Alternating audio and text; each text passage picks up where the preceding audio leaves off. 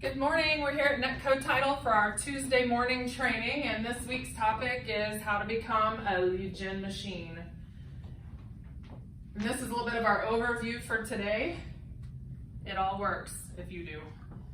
But pick 2 to 3 things that you're gonna do, like lead generation buckets as we like to call it, to be the most effective. So a little bit of information about me, for those of you who don't know me. I've been licensed in the Wichita area for 17 years. I am married to my awesome husband, David. He's the one that's recording this right now. I have a 17-year-old son, Austin, who's a junior at Andover. And then I have 2 bonus kids, David that's 21 and Megan that's 23. And this is some of the stuff I like to do for fun. I like to travel, I like cooking, listening to live music, remodeling houses, and anything mid-century. This is a little bit about my business. I got my real estate license in 2002, and 2003 I was with JP Wygand. I was their Rookie of the Year, and I was also their top listing and top sales agents in 2003 and 2004. I was number 42 in the Midwest for all of Realty Executives in 2009. And then the last couple of years, and almost getting ready for the 3rd year, received my Icon Award with eXp Realty. And then I've had several years that I've been on the Masters Circle for our board. I've had multiple years where I've closed 80 plus transactions as a solo agent. And I've done anything from repo sales to traditional residential. I've owned 30 plus rentals in 3 states, not 30, and I've flipped 60 plus houses. So I've got a pretty wide range of what I've done in the last 17 years in real estate. So let's get the training started and less about me.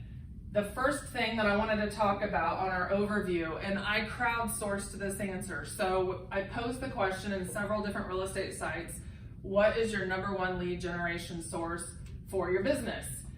And the bottom line is it's your sphere of influence. And I found some numbers that I thought were interesting. Basically, they close 60% faster than if you're having to meet somebody, build rapport with them, the whole 9. You already know them, they already trust you. It's just a quicker, easier sale, less that you're having to really work around. You know, they do what you've advised them typically. So I tell people all the time, it's just a numbers game. So the more people that know what you're doing, the higher your results are gonna be. So some tips on expanding your sphere of influence. Networking, like we do a monthly networking event. We have people come in from all different industries, so we get to know people that are outside of our industry. Good morning. So we're just constantly trying to meet new people. So this was something that I know I spoke about a little bit last week at training, adding more people to your social media pages. So I went through all of my school yearbooks from grade school all the way to graduation, and I added every single person, whether I was friends with them or not. And I know the example that I gave you last week was I added someone that really wasn't super tight with in grade school. They moved back here from St. Louis. I sold them a $400,000, almost $500,000 house. They are 2 doctors. They wound up buying a $1.13 million house just from somebody that I added from my yearbook. So anybody I've met in person, I know we were talking about this a little bit before class this morning. I was at an open house. I added somebody that I met at open house. Anybody that I show houses to and meet in person, I add to my social media. So we're gonna go show houses to them right after we're finished with training. So I just constantly want to be in front of the people. So church directories, other realtors, that's kind of a questionable thing in some people's mind. It's like, why do I want to know a bunch of other realtors? But the more you're networking, the house that we're gonna show this afternoon isn't even on the market yet. So her and I just know each other, we're friends, we've done some deals together. But even on a broader scale, especially like if you work for a national company, the more other agents you know that are outside of the market, when they have somebody that's coming to Wichita, you're the first person they think of. Or so much on social media now, it's like you're on a page. I can't think of some of the pages, you know, like Real Estate Mega Moms or something like that. And they post, you know, we're looking for an agent in Wichita, Kansas. And I've networked enough at this point that there's some agents that will throw out my name and put it into the ring for the possibility of working with a buyer or a seller lead. So we get a bunch of referrals through our national company from other agents. So join a club. I know the book that we're giving away today, it was written by Gene Frederick. He's on the board of our company. And we had a lunch with him one day and I said, we're trying to get into a higher price point. I said, what do we need to do? He goes, you play golf? No. David plays some golf and he says, go join, Tallgrass or Willow Bend or some kind of club like that, Candle Club. We go in there and have cocktails sometimes. And you're just meeting people and you're socializing. We eat dinner at the bar. We were at George's last night eating dinner. We eat dinner at the bar. We talk to the bartenders. We're meeting people. I'm adding them to Facebook constantly. This is like my number one agenda for the day, is meeting new people and getting them on my social media. So the next topic that came up as number 2 in the survey when we were crowdsourcing is they're getting their leads from their repeat and their referral business. I thought this was a really interesting statistic when I was looking at numbers on NAR. So it said that 73% of buyers would likely use the same real estate agent and recommend them to a friend that they had used for their transaction, but only 24% do on their next purchase. And I think that the biggest part of that is just you're not staying front of mind. So when they are on your social media, that's a super easy, cheap way to still stay in front of people. But a couple of things that we do, we send out a monthly marketing piece to every one of our clients. And it's usually something silly or whatever that we're doing. Like this year with Leap Year, we sent out something, just a postcard, and it says leap into the Happy Leap Year, and then it says leap onto Zillow and leave us a review. And all the reviews that we have from this date to this date, we're gonna have a drawing for a $50 gift card to wherever you want the gift card to be. So we've already got a couple of new recommendations on Zillow for that, which helps our business for future business, but it's not always like that. Next month, we're sending out something for spring cleaning, and I co-opt with a carpet cleaning company, and they've printed off $25 coupons that we're gonna mail out to all of our clients. So just different things like that. We host multiple client appreciation events throughout the year. One that we did last year is we had a big Cinco de Mayo party in our backyard. We had a mariachi band, we had a taco truck. I mean, it was a blast, and we had probably 60 some people in our backyard. Our monthly networking mixer, like I mentioned earlier, but the next one, most people don't think about, but every time I see somebody on social media that says, hey, I need a carpet installer, I tag my carpet installer. Every time I see somebody that needs a plumber, I tag somebody that I know that's a plumber. Because the more you're putting their name out, the guiltier they're gonna feel about not putting your name out. So ego strokes or ego pokes, that's how the business works, that's how our life works. Our clients are Facebook friends with us, there you go. I was actually watching some videos just to give some better tips, and I thought this was really interesting, and I haven't done this yet, but Tom Ferry suggested that you go into RPR, you put all your clients in, and you run them a quarterly report of what their house is worth, and you just email it to them.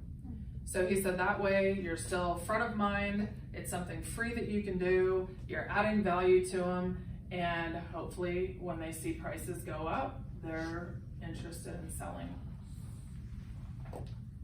So Facebook ads. So this research center, which we were laughing about it when we saw it, the name of it, pew, they estimate that 72% of all online US adults visit Facebook at least once a month. I mean, I think about my business when I started 17 years ago compared to now, it's an entirely different animal. I mean, we were having to I paid a couple $1,000s for a TV ad that probably, played at 4 o'clock in the morning when nobody was really watching it anyway. Newspaper, I know when we started at Wygant, one of the benefits if you had a 7% listing was you got your photo that's like this big on the front page of the classifieds for your house one time. And it's like, nobody even looks at that stuff anymore. I mean, unless you're over 65, I don't even know that most people get the newspaper at this point. So these are some ways that we are generating a lot of leads through Facebook. So if you have a Facebook business page, we are boosting different things. Depending on, and I'll go into this in a little bit, but depending on how you have your website set up, different things like that is how optimized this is going to be. But I even boosted just, there's always a link every year to all the houses that you can go drive around and see the best Christmas lights in Wichita. I boosted that. And I don't know how many shares I got off of it, but we had a lot of traction with that one ad, and then people are liking that. So as soon as people are liking what that boost was, or anything that you post on your business page, you can automatically go to that page on Facebook to see who all liked it. And if they're not already on your Facebook business page as a follower, you can invite them to like your page, and then they start following you. So I try to keep up with that and seeing who's liking, making sure that they're invited to like our page. So squeeze pages. Like we have a tool that our company gives us that we can copy the IDX link that says, here's something of all the Wichita open houses. Click on our link. Or here's something of all the new construction houses or foreclosure houses, or however you're wanting to structure this. Or we even just advertise one house, and just to get clicks, just to get likes, shares, people tagging other people, that type of thing. Then you can advertise in the buy, sell, and trade pages. So not all of the brokerages are allowing this, but if your brokerage allows it, you can share other companies' listings. So if your company allows it, you have to share it from your IDX link, and you have to put their listing courtesy of whatever the brokerage are. That's just gonna keep you out of real estate jail. These were the next sources. So to finish out the top 10, open houses. I know some of us have been trained that they don't work. They work. We had a conversation right before we started the training today that we're gonna go show 2 clients houses as soon as we're finished, and one of them came from the open house, and the second one came from that person from our open house. Geo farming. So sending out direct mail, or sending out, I don't know if you guys have heard of Every Door Direct Marketing, but it's something through USPS. So you just go to USPS.com, and let's say that you wanted to send out something that you just sold. Like we just sold 2 homes in Willow Bend in the last 30 days. It goes out to every address on that mail route.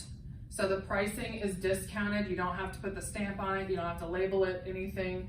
There are some other things that go into that, and we can discuss that after the video if you guys have questions. But it's a very simplistic way to get things out. Hey, can we go back to the open house thing Sure. real quick? Okay, so I think it's important to let everybody know that next week we're going to do an open house / buyer, realtor presentation. So when you just got done saying that, we picked up 2 clients because of our open house last weekend, there's a reason for it. And next week we're going to show everybody how to do it. Right, absolutely. So the other way that you can do geo farming is through your Facebook ads. So you can pick different areas that you're advertising to when you're boosting your ads to get more exposure. I know Facebook has changed a lot of their advertising regulations. It used to be that you could sort like an age group or things like that, and now for fair housing, they've taken that out. Agent to agent referrals. This is one that we were talking about earlier, about networking with other agents in other markets. We go to all of our company's events. So we've met agents all over Canada, all over the US. I try to be very active on their pages. And when I say active, a thumbs up isn't enough to be active. So we were watching a video the other day, and I didn't even know this, but it says that if you aren't, like the algorithm on Facebook, if you aren't commenting, you might not be showing up, and they might not be showing up on your news feed.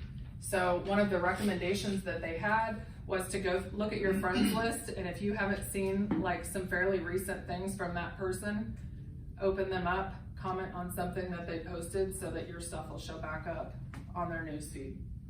So this one was interesting, and I've been still trying to figure all of this out, but There was also something posted the other day from United Movers. It was a 2018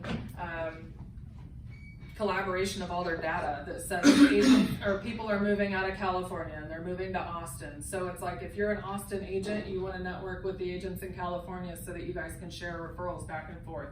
So I'm still trying to figure out, you know, who's moving to Wichita and where they're going. But if you spent a little time and that was something that you really wanted to focus on, I'm sure the information is out there. So ZRT, we call this Zillow, Realtor.com, and Trulia. So this is another way that you're paying for the leads. You pick zip codes, and based on what the average sales price is for the zip code and how many leads you're gonna get in, that's how many leads they're getting in, that's how many leads you're going to get. So the more expensive the neighborhood is in that zip code, the more expensive the prices that you're gonna be paying for those leads. What's the, I think, why don't you talk about how important it is to basically be Johnny on the spot when it comes to Zillow? That's next week, quit rushing me. Oh, is it? Okay. It's huge. Like, if you respond in the first 5 minutes, you're 900 times more likely to deal with that person. And what's crazy is, I think the statistic was 74 or 78% of people deal with the first person that they talk to. So if you're there and you're attentive and you're responding to them and you're getting them answers to what they're wanting, they're pretty much working with you, because there's a lot of agents in our industry that don't respond, don't answer their phone, and I don't know, it's pretty crazy. It's an expensive business card if you didn't want to answer the phone. For sell by owner, I know these two were a lot bigger, I think, and I'm not saying that they're not now, but you know, while our market is so hot, there's not a whole ton of expireds. There probably are more for sell by owners. They're just not as likely to work with us because they're getting other deals. They're willing to take a 3% or pay a 3% commission a lot of times though. So it still doesn't hurt to just say, hey, I'd like to tour your house or preview it for a client, and at least get the face-to-face and know the market, so that when you do have those other buyer leads, you know of other things that are happening that maybe other agents don't know, so you just seem knowledgeable on what you're talking about. But these were really the two ways that I launched my business. But that was back in the day before the do not call list and when people still had home phones. So these are typically, at this point in the game, you have to subscribe to some kind of service to get their phone numbers in order to make the calls. But it still doesn't mean that, you know, you couldn't look up who owns it, try to locate them on Facebook, LinkedIn, you know, something like that, and shoot them off a message. Talk about the FSBOs. Talk about a couple of things that we've tried, like with one of our lenders, we had her sending out information to the FSBOs. Okay. You remember what we did? Yeah. So we contacted one of our lender partners, and we were trying to reverse engineer the whole for sell by owner part of it. So I asked her if she would start calling the for sell by owners, and not in hopes that we were going to do business with them, but I just said, will you call them and offer them, hey, can I make some flyers up for you that have some sample payments on them? And that way she's offering them something instead of us calling wanting something, you know, wanting to sell their stuff. So that was one way that I felt like maybe we could get in the door, and it'd be a win for her if she got the sale on that, you know, and got the financing. But then a lot of times those for sale by owners are going to turn around and buy something else. So then hopefully she might be able to refer me when they tell her that they're going to be selling, to go find something else.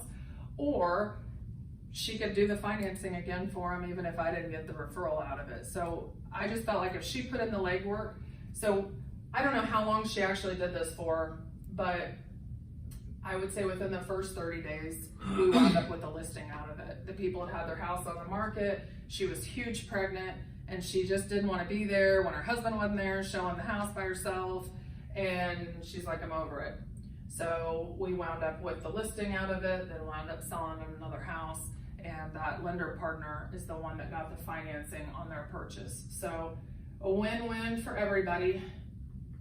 The last one I spent a lot of time working with. It became one kind of courtesy of that, learning from them. Investors, I mean, the thing that I love about investors is there's no emotion to it. I mean, they don't care if the dining room's yellow or whatever. They're just looking at it. If it makes dollars, it makes sense. And so I like this, and I'm not saying that this is where I would focus my business, but it's a nice, like, little extra steady pickup in the paycheck. So, and usually they're quick. A lot of times they're cash, so you're not having appraisal and inspection and all that extra junk that goes with it. So, if you are sending out, I know something we posted yesterday on our group private page, we were sending out letters looking for vacant houses. So we just got on Sedgwick County's website. We're looking to see where the taxes are going. If they're going to a different address, then we sent them a letter yesterday. But, and this is just within my neighborhood, just wanting to offer to be the neighborhood expert. Can I help you with anything with this house? Do you need recommendations for contractors, etc.? But you could even digest that even further and start seeing, okay, here's one of the companies I saw yesterday, 401k properties, stuff like that. Start making a separate database for that. So if you have a property that you're gonna get and it needs a lot of work, and you're gonna list it, then you have a whole database of something that you can send out marketing on to those investors. Because a lot of times they will buy several a year. They're not just buying onesie twosies over several years. So these were some other statistics that we found from NAR, and it's how buyers were finding the house that they purchased. 50% internet. So that's a total game changer, because I know my grandma and I've had this conversation before. She was licensed for 47 years. She said it used to be so important, like the brand that you worked for, because they had the most signs out in the yard. And she said nowadays it doesn't matter what sign in the yard, nobody's seeing it, the sign in the yard. They're finding the house online. And it simplified the process, because back in the day, they had like a phone book and it had like a little 1x2 black and white picture of the house with a little tiny description. And then when the house is sold, they got a weekly fax update insert that they put in their book for the month, because they got books every month. Well, now it's like you've got all these photos, you've got tours that you can like virtually walk around through. So this is where everybody's getting the information, whether it's 3 o'clock in the morning or during work, whatever they're looking at it. So 28% of people got a recommendation from their real estate agent on what house that they bought. Yard signs, 7%, or open house signs, so any kind of signage like that. A friend, relative, or neighbor, 7%. Home builder or their agent, 5%. And directly from the sellers, like if they knew the sellers and they just purchased it from their friend, 2%. And print, newspaper, advertisement, 1%. It's really, really changed. So to me, when I look at this, it's like if I'm gonna spend money, this is where I'm spending the money. I'm not gonna spend it on doing a whole lot of newspaper ads and stuff like that. It just doesn't make any sense when you look at the numbers. So this was something else when we were looking at numbers.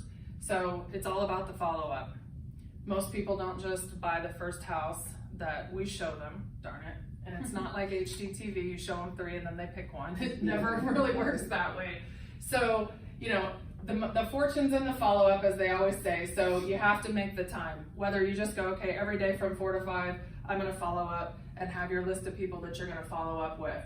There are some CRMs, like as you get to be a bigger business, you can start affording to do some of these things. But the CRMs, typically, I would say $300 to $1,500 a month, depending on the company. Boomtown is one of them. KV Core is the one I'm the most familiar with, since our company provides that for us. Sync. And what these guys do is everybody gets into the database, and then it will text and it will email follow up with them. So I don't have to. And it will send them suggestions of new homes, constantly different things. Or even we have everybody in an email database, and you can go, okay, everybody that was in this price range, they just rolled out grant money.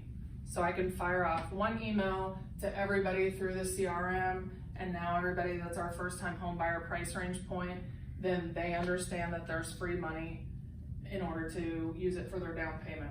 You know what, I think what people have to understand about these lead generation programs is if you've ever wondered how Select Homes generates all the leads that they have, or some of the big KW The big folks, teams. yeah, they're using these lead generation programs, and they're very valuable. So if you can buy into that, great. If your company can provide it, even better. And a lot of what they do is, even as you're advertising, it's driving people into that CRM, so you're not even having to take the time to input each one of the leads. They just populate there. So it has definitely made my use of time more effective. And I was of the mindset, especially when I was doing 80, 90 deals a year, that it was kind of just a shotgun effect. I mean, if the squeaky wheel was getting the grease, I was like, these other people that weren't blowing me up at the time, and I'm already busy with everybody else, they went to somebody else, I'm sure. Just I couldn't handle the follow-up. With this, it would have helped ease some of that. So the next best way is ask how they want to be followed up with. Or I even tell people, I'm like, I love to text. And I said, because if I'm out showing a house and you send me a text, I can probably respond. If you're calling me, I will not answer your phone call if I'm with another client. And so I tell them straight up front, so that they understand this is how I do a lot of my business, is it's via text. And the other reason I like text and email is then you have everything documented, for good and for bad. Providing value. So David and I call this, so David's ex-military, so there's an acronym for everything. So we call this your RTC, it's your reason to contact. So it doesn't just seem like you're nagging them and you're desperate for their business. So like we have a military client, retired Army family that we're working with, and they just increased the VA loan limits. So now you can get up to, I think it's $500,000, and you don't have to have a jumbo loan for a VA loan. So huge incentive, because they're looking in that $450 range. And so I had the email come in from a lender, and I just forwarded it to him. I said, hey, I thought you might find this interesting. So it was just a good reason for me to follow up with them without going, hey, is there anything else you want to look at? I think this is good too. So research and use data. So when I say this is something like, if you've talked to somebody a couple months ago that isn't quite ready to list their house, and one came on the next street over or whatever, hey, look at this just popped up in your neighborhood, they just put it on the market. I think if we can continue to watch this one, and if this one sells for this, then I think that yours will sell for even a little bit more than what we talked about. Or, man, this one might hurt, what our numbers look like, because it's a real dog and it's right next door to you, and they just put it on the market for $25,000, or whatever the situation is. But if you can just give them something else to chew on, instead of, like I said, just nagging and seeming like you're desperate for their business, and provide them a value, then they'll keep doing business with you. This was the one that was the hardest for me to learn. It's like, now anymore, it's pretty easy, because people will just stop texting you back or whatever, so it's like, all right, fine. But there was a lot of people that I just continued to work with, and they never committed to anything. Cut it off. Go find new people to follow up with that are serious, because you wind up wasting so much time, and your time is an investment in your business. So when you start looking at the dollar figure of your time, you're like, okay, I had one client, it was one of my very first clients. I spent more money on my cell phone bill than what I got paid to sell them a house. So that was before you could move your phone to a different company and all that stuff, but that was one of my very first deals. And I teased my grandma about that, because she referred them to me. So, and I firmly believe that she referred them to me because she knew when to step away. So, yeah, she still hasn't admitted that, but I really think that was the deal on it. So anyway, that's kind of the highlights of lead gen. We are going to have another class, like David mentioned earlier, next week here at Netco Title from 10 to 11 on Tuesday. And it's kind of more in depth on some of this. It's more about buyer conversion and some tips like, all right, you've got the lead, and here's some tips on getting an appointment with them, getting in front of them and getting them to do business with you, and closing out and making a check. So we're gonna wrap up the video, and we're gonna mastermind and answer questions. So have a great day.